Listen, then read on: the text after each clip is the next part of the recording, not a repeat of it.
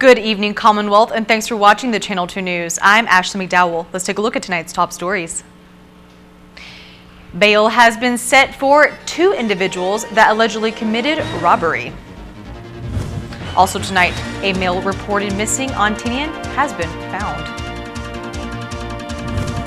And a bill to provide funding for the Medicaid program in the Marianas is moving to the House. In sports, a lucky strike early on day 1 is what it takes to win the Derby. Stay with us, these stories and more are next.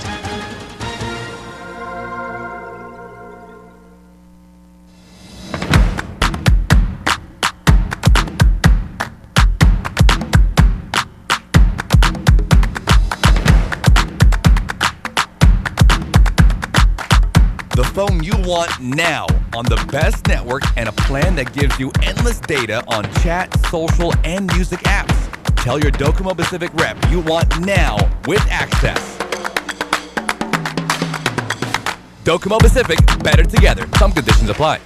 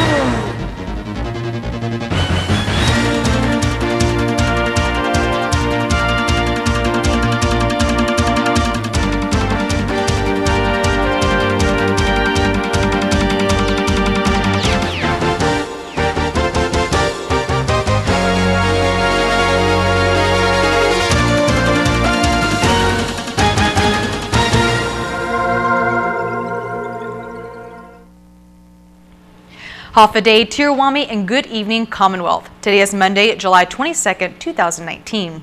A bail hearing is held in the courtroom of Associate Judge Kenneth Govindo for robbery. 23-year-old Carl Aldon and 24-year-old Wilson Kenneth Celesti are both being charged with count 1 of robbery and count 2 of conspiracy. On Sunday, July 14th, the Department of Public Safety received a call reporting a robbery along Plumeria Avenue. The female tourist stated she and her daughter were walking back to their hotel after dinner when she noticed a red sedan pull up behind her and park. As the female continued to walk, she felt her purse being grabbed, where she saw a male wearing a black jacket and black long pants get into a red sedan with her purse. A nearby security camera revealed a photo of the vehicle used to get away, described as a red-colored Nissan Sentra 4-door sedan. On Thursday, July 18th, Celesti confessed to being the operator of the sedan during the robbery. And on Friday, July 19th, detectives met with Aldon, who admitted to being the individual who snatched the victim's purse. Both Celesti and Aldon were booked at the Department of Corrections. Bail has been reduced to $20,000 for each individual. A preliminary hearing is set for July 29th, and an arraignment is set for August 5th for both Celesti and Aldon.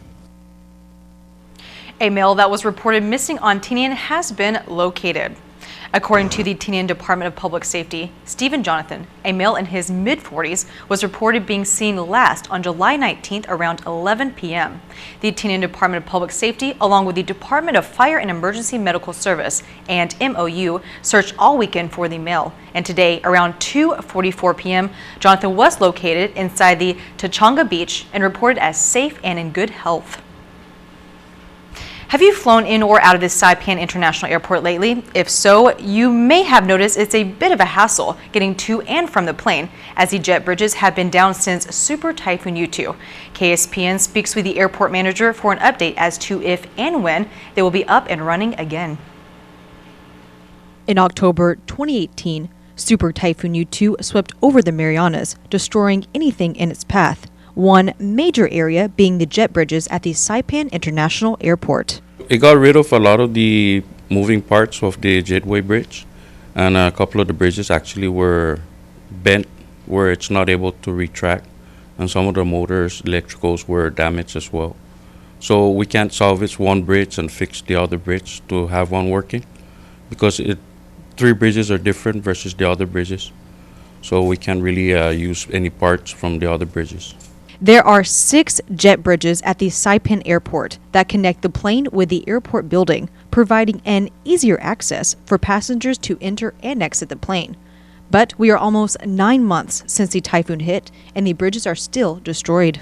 Prior to the storm, the loading bridges were actually scheduled to be replaced, but because of the storm that hit us in October last year, we kind of speeded up the process of the loading bridge.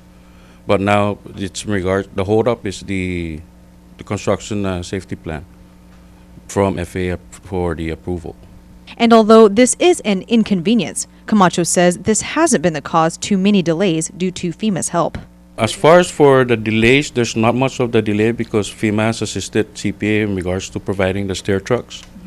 As far as for the disabled individuals, our aircraft rescue firefighting department is assisting with the moving of patients from the aircraft to the floor or the tarmac or vice versa. But there is hope. Camacho says the FAA has approved $6.4 million to fix 3 of the jet bridges and says 2 should be up and running by the end of this year. As we speak again, they are starting the manufacturing, which is JBT from Utah. So we're going to schedule an inspection once they give us a heads up as to the completion. Camacho says the Commonwealth Ports Authority is still seeking funding to replace the other 3 broken passenger boarding bridges. CPA is working to address the other 3 loading bridges, so we're still identifying the funding for the 3 bridges. But there is some concern as typhoon season is approaching, and getting passengers to and from the plane with severe weather and no cover could be a problem. It's always a concern for CPA because of the traveling public, the safety out there in the apron area. So we're trying to move as fast as we can when we're allowed with FAA. So we're in the final phase as to reviewing the safety plan on that for the loading bridge. Camacho says CPA is working with the airlines for possible temporary solutions until the new jet bridges are completed. We're still discussing even to a point where we're using the old bridges, but then again, we have to plan it carefully and make sure that it's safe. But there's a lot of options that we're looking at. We just can't put a structure out there temporarily. It has to be secured as well. And that means also breaking ground onto the new apron, and that has to be planned as well. CPA is still awaiting approval from FAA for the safety plan, which is the final phase before construction can begin on replacing the jet bridges. Reporting for KSPN, I'm Ashley McDowell. A bill to provide $360 million for the Marianas Medicaid program and improvements in the local match requirements is moving up. According to a release, the bill has moved out of the Energy and Commerce Committee and is now looking to a vote of the full House soon. The committee has agreed to bundle the territory's Healthcare Improvement Act with legislation extending community health centers through fiscal year 2023. Also added is another bill called the No Surprises Act that protects patients who unknowingly receive expensive care from a doctor not in the patient's insurance network. The Marianas Healthcare Improvement Act will provide $60 million for low-income Medicaid health insurance each year for 6 years. Currently, the Marianas gets $6.7 million for fiscal year 2019. Coming up, we go back to Apia, Samoa for the games that were. More news follows the break.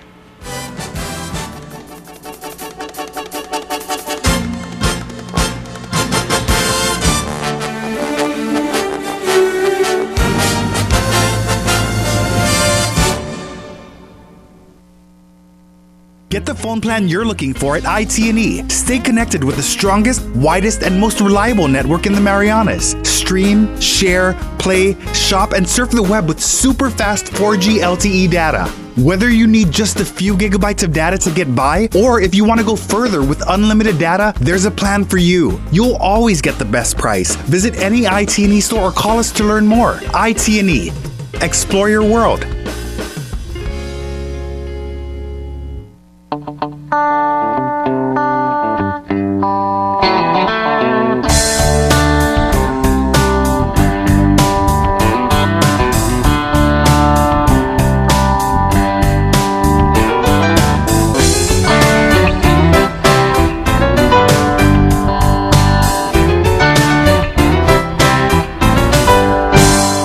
Bubblegum Shrimp Company opens daily at 11 a.m.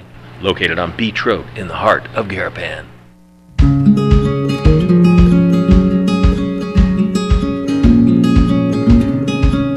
Green sea turtles and hawksbill turtles call the Mariana Islands home. They are an important part of the marine ecosystem. They are under threat, and they are protected under CNMI law. Keep plastic out of the ocean. Keep vehicles off the beach. Use the Sea Turtle Stranding Hotline if you see poaching activities or if you see a turtle in trouble. Call 287-8537 and save a turtle.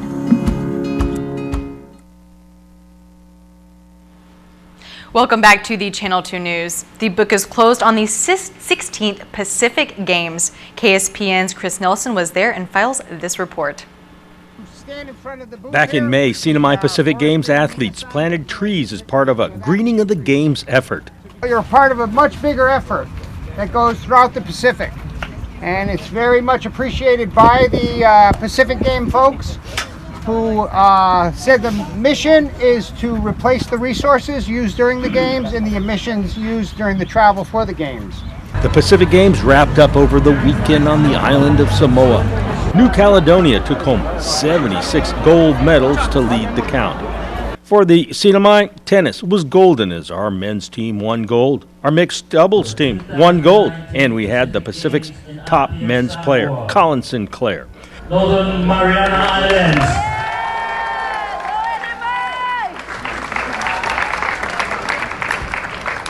Northern Mariana represented by Colin Sinclair, Robbie Short, Ken Song, and coach player Jeff Bress. For the opening ceremony, the CNMI's Carol Lee was chosen to hold the CNMI flag, and the prolific tennis player proudly led the team into the stadium in Apia.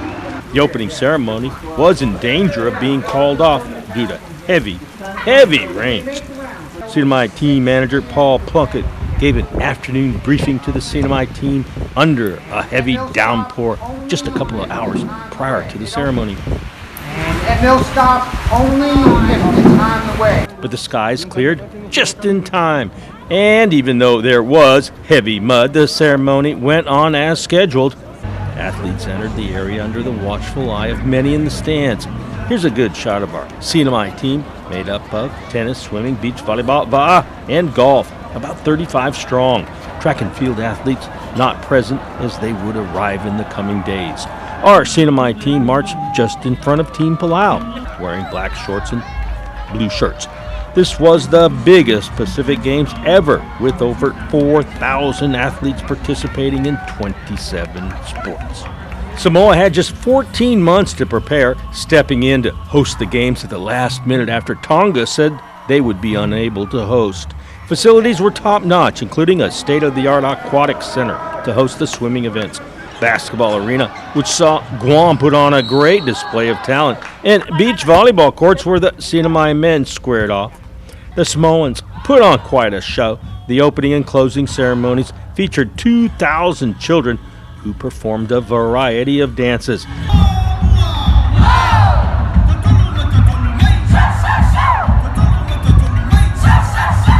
The kids practiced for months and months, and it was evident. First, a large Samoan flag was unfurled, and then the kids put on dance after dance. The dances told the history of Samoa.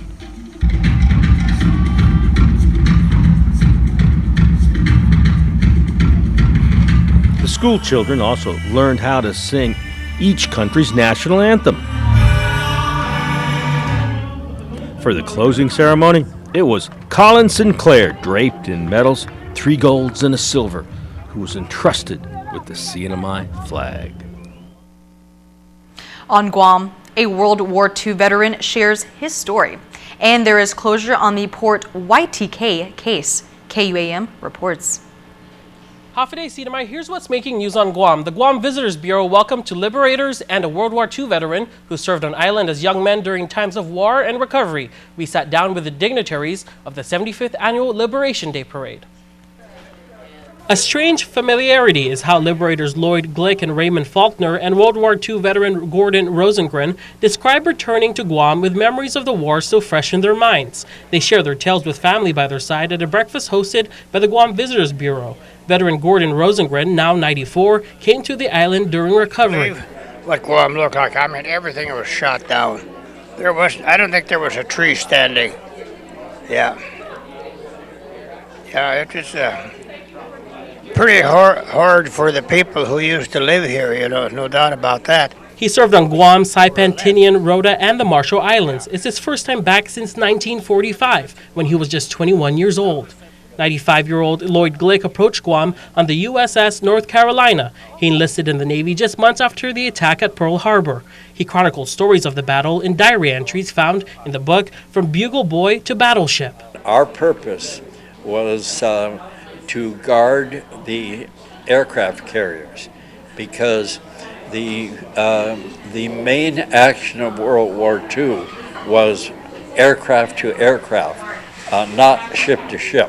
97-year-old Raymond Faulkner served in the U.S. Marines from 1942 to 1945. As a private first class, the Purple Heart and Bronze Star medalist faced off Japanese forces head-on, sometimes not sleeping for days. He says he's back for the community. I'm getting old. Not very much time left, and I wanted to not see the island as much as see the people.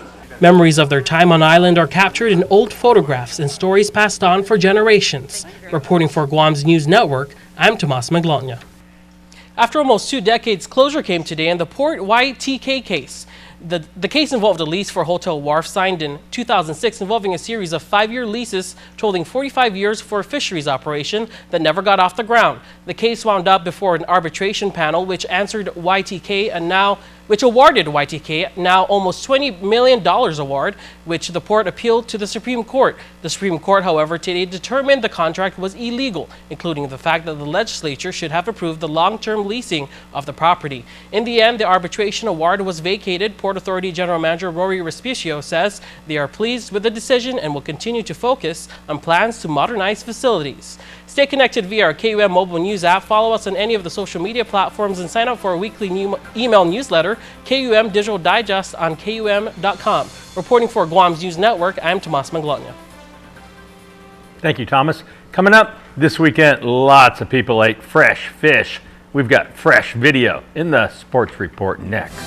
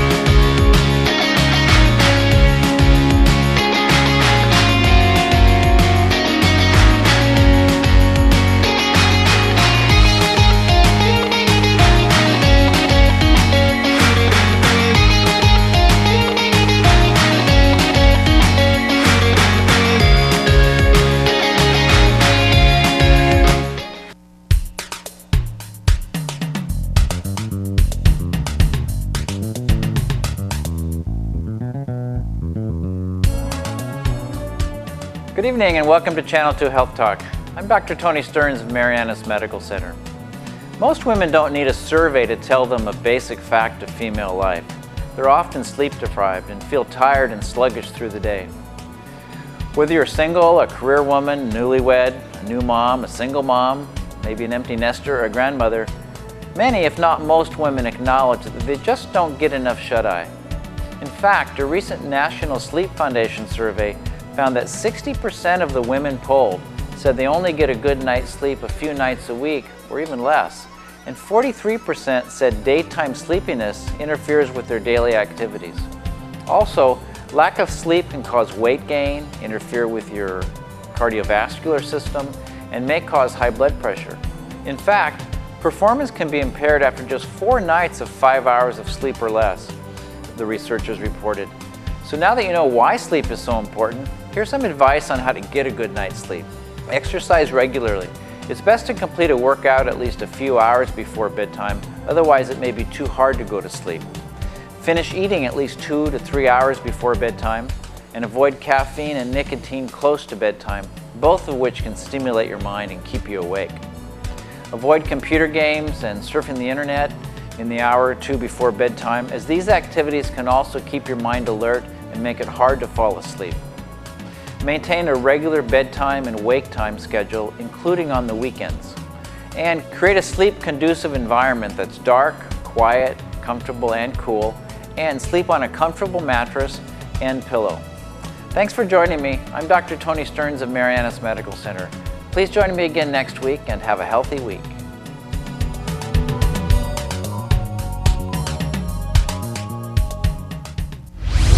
Buenas sports fans.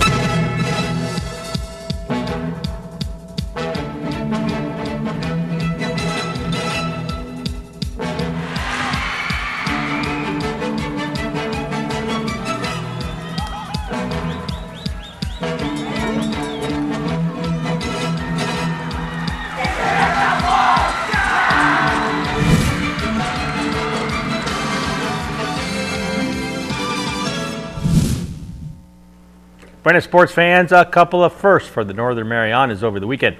4 medals for tennis at the Pacific Games in Samoa. First time for the NMI to get 3 gold medals in 1 games, and that's a span of 40 years, folks. NMI U19 girls soccer defeated Guam 3-0 on Guam. That's back-to-back Marianas Cup for the girls and the first ever win on Guam. The NMI boys fell to Guam 6-2. More on those events later in the week. The 35th Saipan International Fishing Tournament was a study of contrast. 2 days, completely different. It started Saturday with a bang and ended Sunday with a whimper. This is what people wanted to picture. It was 10 o'clock on Saturday morning and the alcoholics were already in. The first catch of the 35th Annual Saipan International Fishing Tournament is going up, and away.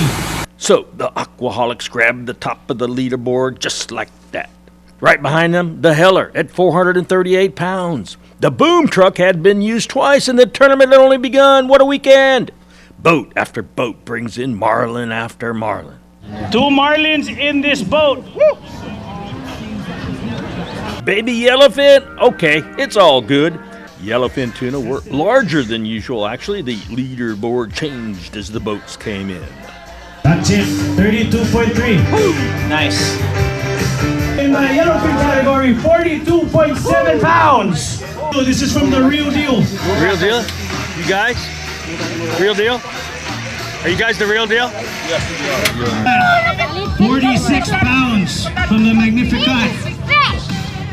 We got the yellowfin from the Magnificat. 46 pounds back. Did you get that? Yes, you did. No, they got it. They got it. They got it. That sashimi producer was caught by one of the 15 boats coming from Guam. And look at this, a 23-pound wahoo. That was a typical catch, yeah. The fish were biting Saturday, and so were the sharks. Sharks like tuna fish sandwiches too, you know. Special guest appearance by Jaws. I guess tourists like pictures of half-eaten tuna fish. Flashback to 7 years ago.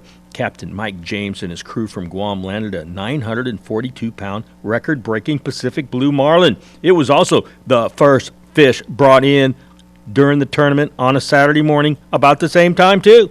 Saipan Fishermen's Association President Gene Weaver said, yeah, and the conditions were the same, too. My theory is, with this rain we had early this morning, just a slight temperature change in the surface. It's been said that it brings up the marlin, so I think that's probably what happened. Captain Tony Flores wasn't sure he was the winner. It was a nerve-wracking point where everybody was just panicking. Where were you at? West of Saipan. Was that the biggest marlin you've ever caught? On the Derby, yes. In the Derby. Did you think it was a winner when you caught it? No.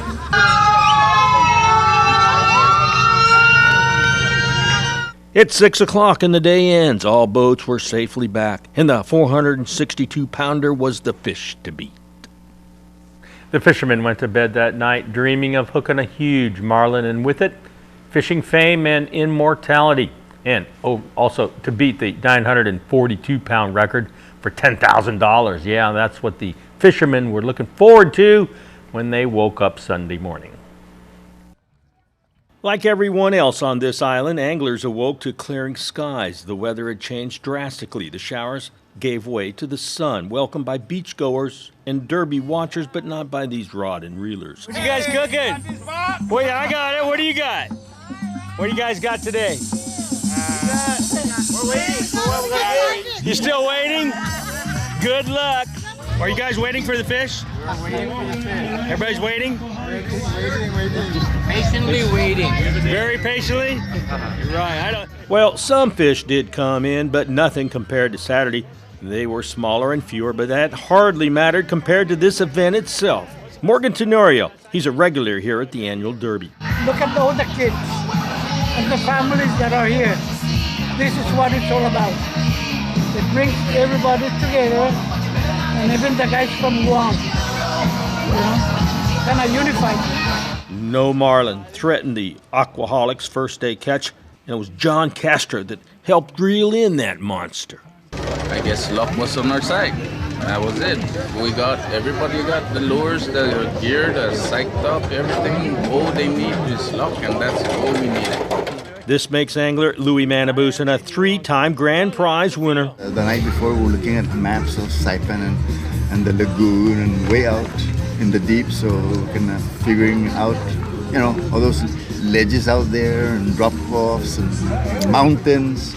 We started out early, and we just went straight to the place where we, Where'd you go? We went west. West? Yeah. Okay. We noticed that everybody was like going south and north, so we decided to let's go west. For Captain Flores, winning was a culmination of years of trying. Hey, Tony, congratulations. Congratulations. Wow, tell us about how's it feeling? Great. How many years have you been in the tournament? Quite a lot. The 2-day tournament wasn't 2 days. It was over 1 hour after it started. That was a demonstration of the half-a-day spirit.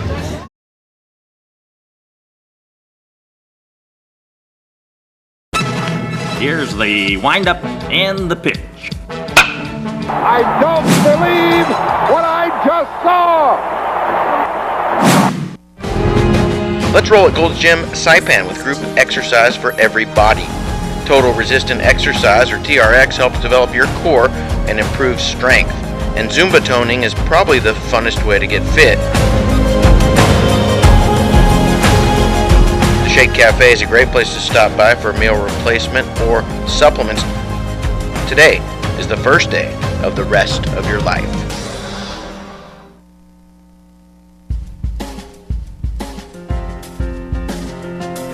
All right, today's high 90, the heat index 104, the low 79, humidity 68%, tomorrow partly cloudy, isolated showers, east winds 10 to 15 miles an hour, high 90, low 79, seas 2 to 4 feet. Sea temperature, what do you think, Ashley? What's the sea temperature? 103. 103! I don't know. I can go boil you. Boil yourself. 85 the sea temperature. Sunrise 5:56, a low tide at 6:20 in the morning, high tide at 11:09 in the morning, sunset at 6:50. 103. Well, I was thinking hot tub status, Yeah, hot tub is like 103. I just threw a number out you asked. Okay, all right, well, So what about the fishing derby, though? Speaking about the water. Wow, that's a feel-good event. I got to have one more story, of course. We always do the food story and the whole festive. It's a festive occasion, so. It's a big event for you. Did you try any fresh food, fish while you were there? Yes, I did. Yeah? Like right out of the water? Yeah. Nice. Yeah, That's the best. It's always the best. Just a great attitude. Everybody's just in a good mood. It's Yeah. Sunday afternoon. It's a feel-good story. I'm going to save that story probably, it'll be this week sometime. But it's okay. We'll be waiting for it then. I can't wait to check Give it me out. something to look forward to. Yeah, exactly. And everybody else as well. And thank you for watching. Please do tune in tomorrow night at 6 and have a great rest of your night. Good night.